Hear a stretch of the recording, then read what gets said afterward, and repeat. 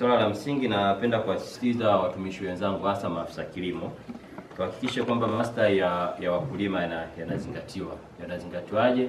Ni kwenda kuwatembelea wakulima na kuwapa elimu ya kutosha. Hasa hususan swala la mbolea. Kwamba tumepewa elimu hapa kuna mbolea mbadala kwa ajili ya zao la parachichi. Sisi wote tulishazoea mbolea ni samadi kwa ajili ya nini? Ya zao la parachichi. Lakini kwa sasa hivi kuna mbolea mbadala.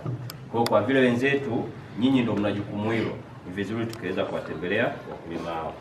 Pili, tutachukua ile la kufanyia review na kupanga ratiba kwa ajili ya kikao cha pili ili kufanya review ya bei. Kwamba wenzetu wa Nging'ombe wameweka tarehe 6, kwa sisi tutapanga baada ya tarehe 6, kwa tutatoa taarifa rasmi ya kikao ili kikao hicho kiweze kuwa na tija. Tusije tukagonganisha kwamba siku mko kule na mko huku wakati wadau ni wale.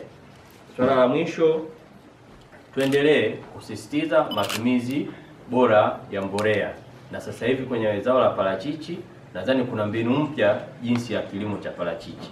Kwamba mnasema siku hizi hamchimbi tena mashimo kwenda chini zaidi. Sasa kuna teknolojia mpya ambayo imekuja. Kwa ambao mmepata teknolojia hiyo mpya, ni vizuri tukatumia fursa hii sasa tukaisambaza hiyo teknolojia kwa watu wengine.